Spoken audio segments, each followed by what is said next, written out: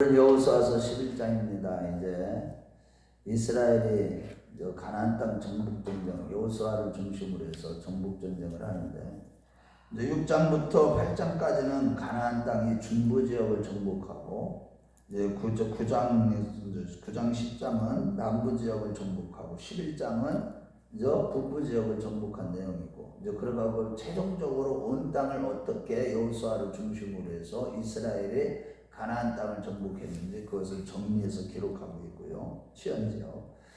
그러고 나서 이제 여호수아가 이제 그때 정복한 땅들 가운데서도 아낙 자손, 이스라엘 백성들이 민수기 13장에 보면 아낙 자손을 보고 정탐하고 와서 그들 앞에는 우리가 메뚜기 같다고 이렇게 고백할 정도로 굉장히 강한 그런 사람들이었어요. 그런데 그들을 다 멸절시킨 그런 내용을 이렇게 기록하고 있고, 그 가운데 거의 다 멸절시키고 이제 세 지역 가드와 아스도, 가사 이 세 지역에 블레셋 지역에 이쪽이다. 그쪽에만 아낙 자손이 좀 남았다 이렇게 이제 기록하고 있는데, 그것을 인해서 이제 아낙 자손 가운데서 이제 사무엘서에 보면은 이제 다윗이 이제 골리앗과의 전쟁에서 골리앗을 쳐부순 그 골리앗이 가드 사람이에요. 가드 사람. 약 3m 높이나 됩니다. 그런데 그들 앞에서 이렇게 엄청나게 이스라엘 백성들이 벌벌 떨었는데, 그들을 갖다가 지금 여호수아에서 말씀하고 순식간에 다 진멸시켰다고 이렇게 기록하고 있어요. 이거 뭘 얘기하는 거냐면, 그때 민수기 13장 그때 당시에는 그들의 이스라엘 백성들이 조금만 어려워도 하나님께 원망하고 불평하고 뭐 이런 믿음이 약할 때에, 그때의 상대는 아무리 약한데도 불구하고 크게 보이고 자기들은 작게 보이고, 그러니까 이 믿음이 약하니까 그들 앞에서 아버지 앞에 불신앙적인 불평을 이렇게 내놓게 되는 거죠. 근데 지금 이제 믿음이 성숙해진 상태에서 여호와와 늘 우리 여호와 하나님께서 함께 하시는 것을 계속 보여주시고 모든 전쟁을 다 이기게 하시는 것을 경험했던 이스라엘 백성들 앞에 그 아낙 자손은요 그냥 순식간에 다 물리치게 되는 이런 성숙한 모습을 보여주게 됩니다. 자, 그런데 이런 사건이 있기 전에 먼저 여기 이제 가나안 땅 북부 지역을 이렇게 정복하는 그 과정 속에 하솔왕 야빈, 이 하솔 지역에 그 왕이 야빈이라고 있는데, 이 소문을 다 듣고 나서 이제 가나안 북부 지역에 있는 모든 족속들을 다 불러서 함께 전쟁을 이렇게 치르기 위해서 그들이 군사로 다 모집했는데, 그 사람의 수가 이 바다의 모래알 같고 병거와 말이 힘이 많았더라 라고 할 정도로 엄청난 군대가 이 이스라엘 앞에서 이제 대적을 하기 위해서 저기에 모였어요. 한 군데. 메론 물가에 모여 진을 쳤다고 하고 있습니다. 우리 한번 4절 말씀 읽어보겠어요. 시작. 그들이 그 모든 군대를 거느리고 나왔으니 백성이 많아 해변에 수많은 모래 같고 말과 병거도 심히 많았으며, 여기에 말과 병거는요 고대 이런 전투에서는 굉장히 강력한 군사력이 되는 겁니다. 병거가 있으면요, 이 병거가 없는 군인하고 싸우면요 아주 큰 무기가 되기 때문에 오늘날 얘기하면 탱크나 미사일 같은 이런 무기 정도가 되는 거예요. 이런 군대하고 그 군대, 수많은 군대 앞에 이렇게 진을 쳐고 이스라엘이 북부 지역을 이렇게 점령하고 할 때, 지금 보면 하나님께서 이 이스라엘 백성들 앞에 이 진을 친 이 가나안의 모든 남부 지역보다도 더 강력한 북부 지역에 이러한 군사력이 있었다 할지라도 6절 말씀을 한번 읽어보겠어요. 하나님 뭐라고 하시는지. 시작. 여호와께서 여호수아에게 이르시되 그들로 말미암아 두려워하지 말라. 내일 이맘때 내가 그들을 이스라엘 앞에 넘겨줘 몰살시키리니 너는 그들의 말뒷발에 힘줄을 끊고 그들의 병거를 불사르리라 하시니라. 하나님이 그 전쟁에서 어떻게 이기게 하신다는 거예요. 어제는 우리 남부 지역을 점령할 때 그 얘기를 말씀을 나눴지만, 우리가 하나님 앞에서 영적인 싸움을 싸울 때 항상 우리 주 예수 그리스도로 말미암아 우리에게 항상 이김을 주시는 싸움을 싸우는 거예요. 그러니까 영적인 싸움에서 다만 우리가 뭐가 문제냐? 이게 하나님의 말씀에 불순종하고 기도하지 않고 말씀을 가까이 하지 않는 것 때문에 영적인 싸움에서 실패하는 것이지, 우리가 하나님의 앞에서 이 영적인 싸움을 싸우는 승패의 비결은, 관건은 어디에 달려있느냐? 하나님의 말씀에 순종하는 여부에 달려있는 겁니다.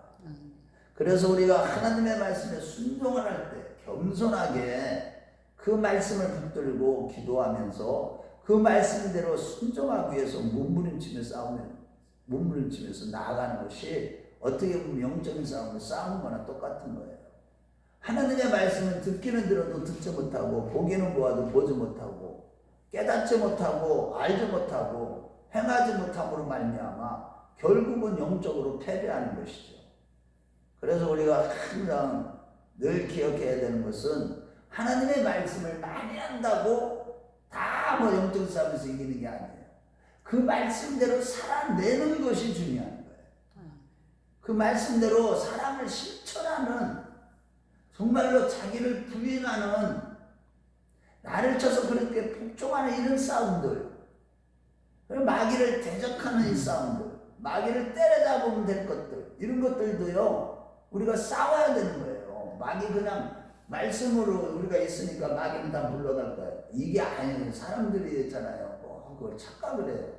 말씀이 있으면요, 물론 성령으로 충만한 사람은 이 마귀가 두려워 떨어요. 그런데 가만히 있으면 이 마귀라는 게 그걸 살살살살 치고 들어온다니까.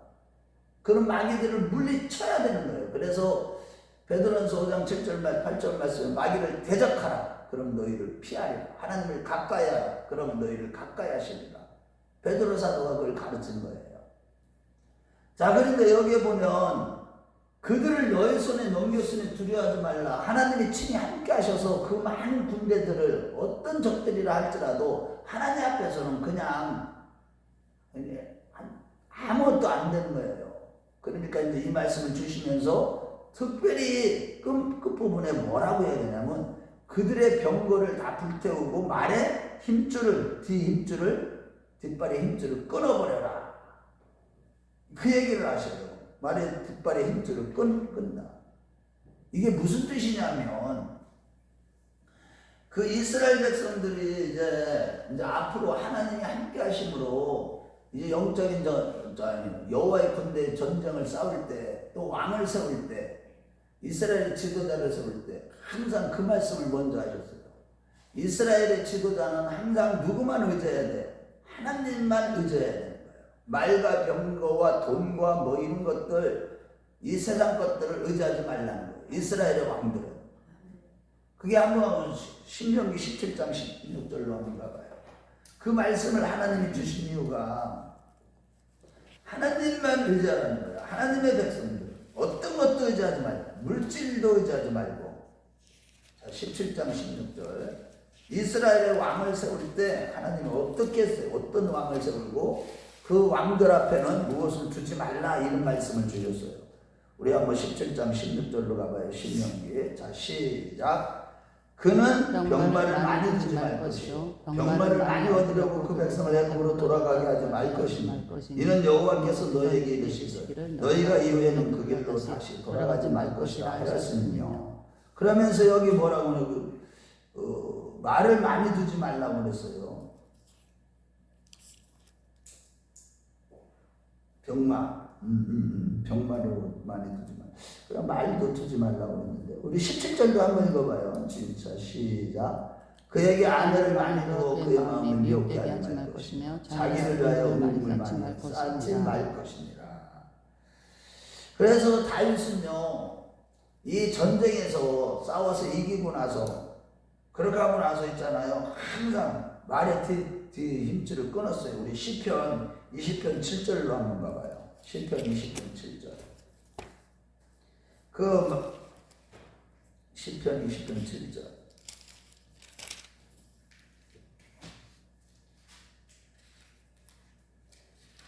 자, 시작. 어떤 사람은 병거, 어떤 사람은 말을 의지하나 우리는 여호와 우리 하나님의 이름을 자랑하리로다. 아멘. 이게 뭘 얘기하는 거냐면, 결국은 우리가 하나님 앞에서 우리가 신앙생활을 할 때 오직 하나님 예수 그리스도 그분만 바라보고 그분만 의지해야 돼. 도울 힘이 없는 인생들을 의지하지 말라고 그래요. 시편 145편 3절에 보면 인생들을 의지하지 말며 방백들을 의지하지 말라. 세상으로 잘 나가는 사람들, 세상적으로 유명한 사람들, 권력을 가진 사람들, 돈 많은 사람들, 어떤 사람도 의지하지 말라는 거예요. 물질도 의지하지 말고 오직 주님만 의지하라는 거예요. 그럴 때 하나님이 우리를 지키시고 보호하시고 승리를 주시는 겁니다. 그러니까 그런 말씀들의 순종 여부에 따라서 우리가 이 땅에서 영적인 싸움에서 승리하느냐 패배하느냐 그게 달려있는 겁니다. 자, 그렇게 하고 나서 이들을 순식간에 이 10장에서 이 남부지역 점령한 것처럼 순식간에 그들을 갖다요 다 진멸시켜버려요. 하나님을 말씀하신 대로. 그래갖고 모든 왕들을 다 진멸시키고 하나도 거의 성읍들을 여기 보면 저 2절 말씀에도 보면 긴네렛 호수 같은 거거든요. 갈릴리 호수 옆에 있는 긴네렛이라는 지역은 이것도 굉장히 큰 성읍이에요. 하솔도 굉장히 큰 성읍이고. 그런데 하솔 왕 야빈도 다 죽여버리고 사람들은 다 진멸시켰어요. 그렇게 하고요 모든 동물들이나 가축들과 그 다음에 땅들은 이 하솔 지역만 불태우고 나머지 지역은 다 불태우지 않았어요. 그런데 하나님께서 이렇게 모든 사람을 다 진멸시키신 이유가 뭐 때문에 그랬다면서요? 그들로 인해서 나중에 그들과 친해지면 그들의 문화를 따르게 되면 바알을 숭배하게 되고 너희들이 하나님 앞에서 범죄할까 두렵기 때문에 그들은 사람들은 다 진멸시키라고 그랬는데 여기에 보면 우리 하나님이 이런 모든 일도 다 진멸시켜서 여기에 보면 기브온 족속만 이제 화친해가지고 그들만 살아났을 뿐이라고 이 말씀을 하고 있죠. 그러면 그 나머지는 다 어떻게 됐어요? 다 진멸됐다는 거예요. 그 이유는 무엇입니까? 다른 거 아니에요. 하나님이 그렇게 하신 거예요. 이것조차도. 한번 여호수아서 다시 우리 11장 몇 절에 20절로 한번 가볼까요? 그들의 마음에 여전히 죄악으로 말미암아 지금 심판을 받는 것인데도 불구하고 하나님 앞에서 회개하고 마음을 돌이켜야 되는데 마음이 완악해졌다는 거예요. 그런데 그렇게 완악하게 돼서 결국은 진멸될 수밖에 없었던 것은 하나님이 그렇게 만드셨다는 거예요. 왜? 그들의 죄악이요 완영했기 때문에 그래요. 우리 같이 읽어봐요. 20절 시작. 그들의 마음이 완악하여 이스라엘을 대적하여 싸우는 것은 여호와께서 그러하게 하신 것이라. 그들을 진멸하여 다치게 하여 은혜를 잃지 못하게 하시고 여호와께서 모세에게 명령하신 대로 그들을 멸하려 하심이었더라. 하나님이요 한번 이 사람은 안 돼 이제는 어느 선을 넘었어. 그러니까 어떤 선을 넘으면 안 되는 부분이 있잖아요. 그 선을 넘은 거야. 하나님이 기준한 선. 인간으로서는 도저히 이거는 용서받을 수가 없어. 한 선을 넘어버린 거예요. 그래서 아예 진멸하기 위해서 어떻게 했다는 거예요? 은혜를 받지 못하도록, 회개하는 은혜를 받지 못하도록 하나님이 그들의 마음을 완악하게 만들어버린 거예요. 이스라엘 백성들이 출애굽을 할 때 바로 왕의 이 10가지 재앙을 내리실 때 그때 자꾸 반복적으로 바로 왕의 마음을 강팍하게 완악하게 하셨더라. 누가? 하나님이 하시는 거예요.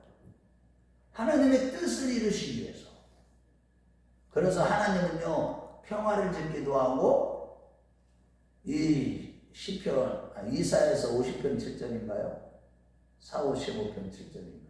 거기 보면 하나님은 이 선도 악도 모든 것을 다 주관하시는 거예요. 왜? 하나님의 뜻을 이루시기 위해서. 악인도 때를 따라서 잠언 16장에 가보면 그 필요에 따라서 그냥 내버려 두시는 그런 일들이 일어나도 내버려 두시는 거예요.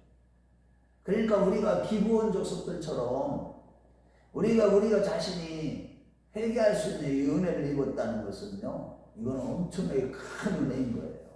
우리 마음이 돌이킬 수 있고 하나님께로 마음을 돌릴 수 있다는 거 이거는요 모든 사람이 죄를 범했으면 하나님의 영광이 이루지 못하게 하나님과 원수되었던 우리를 하나님과 로마서 5장 8절 말씀 하나님과 원수되었던 우리를 갖다가 하나님 어떻게 된 거예요?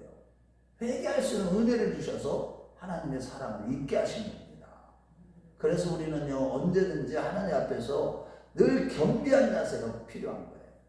지금 하나님 안에서 누리는 이 평화, 자유, 구원, 영생, 신령한 복, 기름진 복 이런 것들이요 항상 늘 묵상을 해야 되는 어떤 부분을 잊어버리면 안 돼요. 하나님의 은혜, 예수님의 보혈의 피를 우리 마음에 부어주셨다는 이 자체, 이 은혜, 우리에게 믿음을 주셨다는 이 은혜, 나에게 믿음 주신 이 은혜, 회개케 하신 이 은혜, 항상 모든 것이 하나님의 은혜인데 그 은혜를 잊어버리면 안 돼요.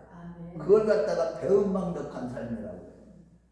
하나님 앞에서 은혜를 입었으면 그 덕을 세워야 되는데, 그래서 믿음의 덕을 덕의 지식을 지식의 사랑을 형제 위에 사랑을 공급하라고 베드로서 1장에 5절부터 7절까지 말씀하시잖아요. 항상 이런 것들을 보면 우리 하나님께서 이렇게 하나님이 우리에게 베푸신 은혜를 잊지 않고 늘 감사하는 삶을 살아가는 것이 우리의 삶의 어떻게 보면 이유라고도 할 수 있는 것입니다.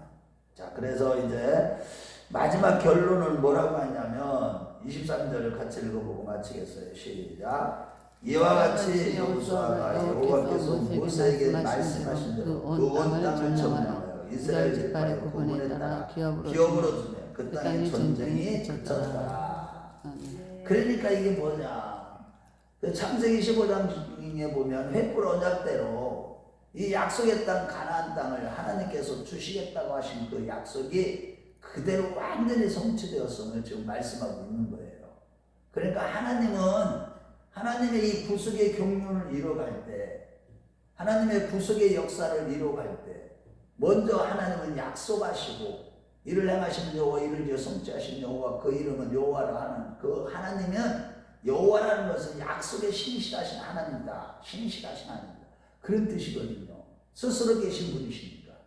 그러니까 이 하나님은 약속을 하시고 그 약속하신 걸 갖다가 주의 종 모세를 불러서 그 약속을, 하나님의 약속을 선포하게 하셨고, 모세는 또 여호수아에게 그대로 전달하고, 여호수아는 그 말씀대로 그대로 행동을 옮겨서 결국은 하나님의 약속이 다 성취되고 있는 이 모습을 보여주고 있는 겁니다. 그래서 우리가 항상 말씀을 붙들고 기도할 때 그 말씀은 반드시 이루어짐을 믿으시고 항상 믿음으로 살아가는 자, 늘 말씀을 붙들고 살아가는 우리 모두가 되시길 주의 이름으로 축원합니다.